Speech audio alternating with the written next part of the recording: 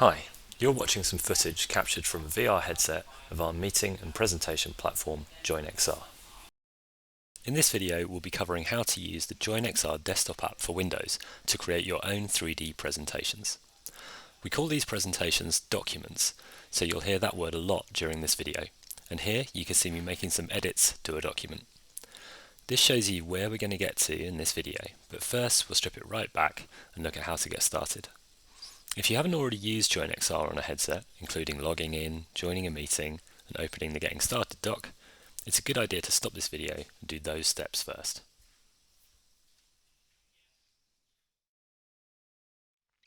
Firstly, to install the app, just go to the burger menu up here in your JoinXR account, go to Downloads, and then download the installer by clicking this button here. Once the installer is downloaded, just run it, and then the app will launch.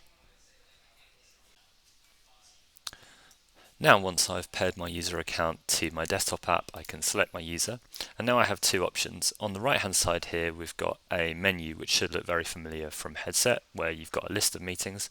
You're free to join a meeting in JoinXR Desktop, but really the main use of the desktop app is for creating and editing documents, and for that we choose the left hand side option, Launch Edit Mode. So now I can just go to Document, New, to create a new document, or Document Open to open an existing one. I'll open an existing one in this case, double click that or select it and press Open. The model's loaded in and now we're ready to start editing.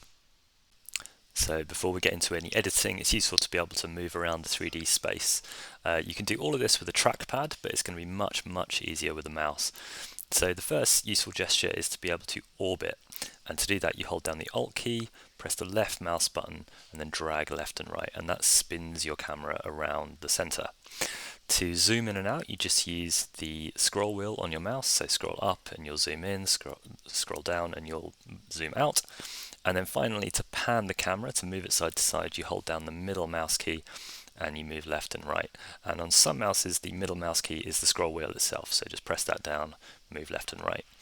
The last gesture that's useful is to be able to focus a specific object. So if I grab this arrow here, select it with a left mouse click, and then I press the F key, I zoom in to frame the object nicely in the view, and now the orbit will now center around that object rather than centering around the middle of the document. So those are the key navigation gestures, but the full list is here in this help pane on the right. And if you go to help documentation, you'll go to our web-based support pages, and you can also use help submit feedback, which will go to a support ticket request if you can't find what you're looking for in the documentation itself. So to finally get to some actual editing, you've already seen me select objects. That's easy. It's just a left mouse button, click on the object.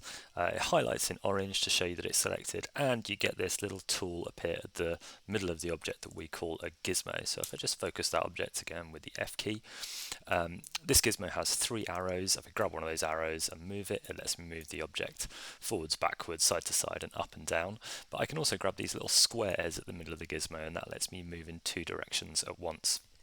As well as this move gizmo, we've got two others, which are the rotate and the scale gizmos. You can access those up here, move, rotate, and scale. You can also use keyboard shortcuts. So if I press the E key, I'll go to the rotate gizmo, and now I've got three colored circles that lets me rotate the object around in those three dimensions. And if I press the R key, I get the scale gizmo, and I can grab any of these and I can scale my object bigger and smaller. Now, as well as moving, rotating, and scaling, I can undo all of those commands with Control Z. So if I hit that a few times, I'll get back to my start point. As well as moving an object around and rotating it and scaling it, I can also copy and paste objects. So if I grab the object, Control C, and then Control V, I get a copy. And I can do a quick version of that by just hitting Control D. So if I do that a couple of times, I can quickly duplicate an object and get lots of copies of it. So let's talk about creating a new document and then adding some content to it, because so far we've just been working with an existing document that I had.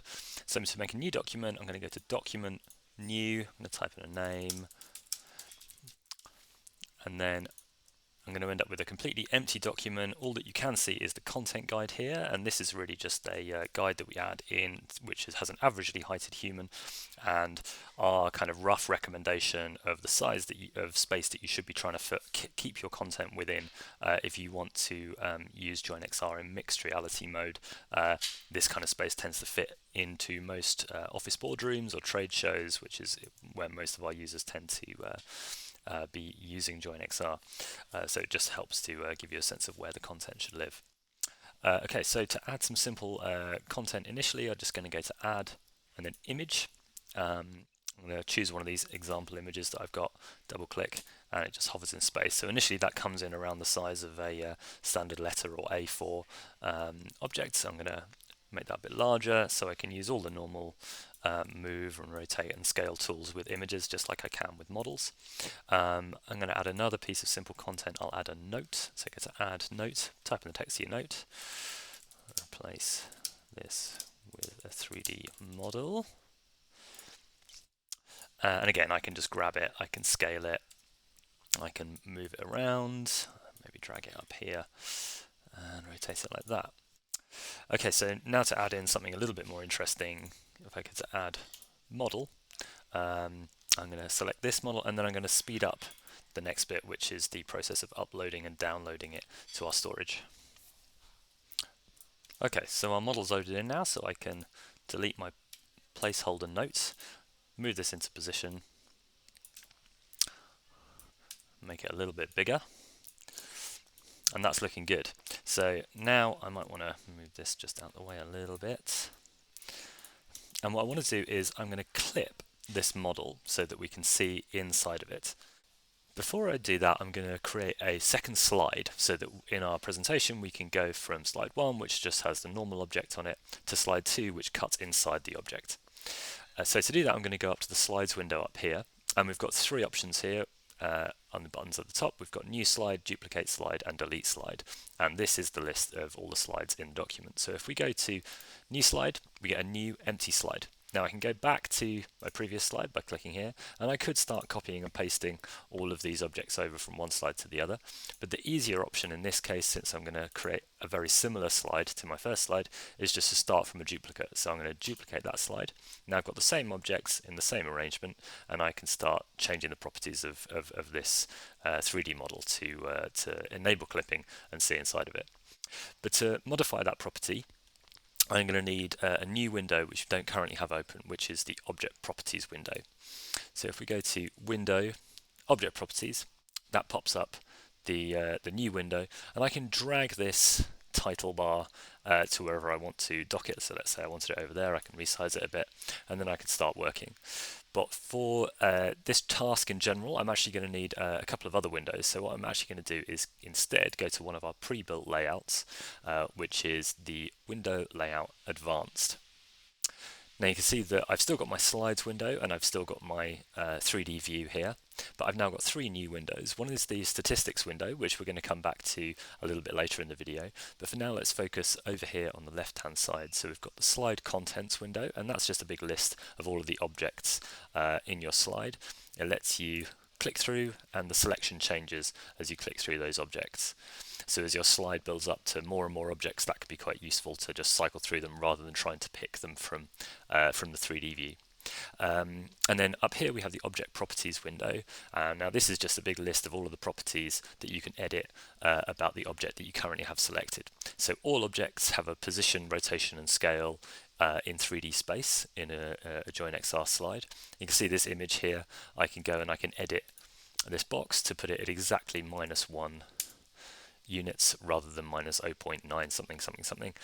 And sometimes it's easier to edit a layout using precise numbers if you've got, say, objects that snap together in some way, or perhaps you know the dimensions of an object and you want it to always be at a particular position relative to another one. It's useful to come and edit these rather than dragging the object around with the gizmo.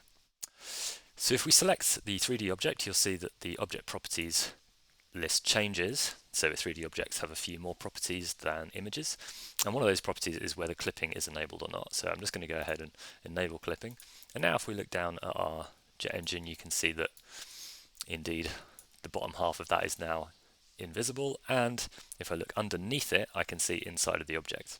But for this slide, that's not how I want the clipping set up. What I actually wanted to do was to slice down the middle, so a user standing here can see inside the object from that perspective. So to do that, we're going to have to edit the clip plane to move it and rotate it. So to do that, I'm going to go back to the object properties, clip enabled, and hit edit.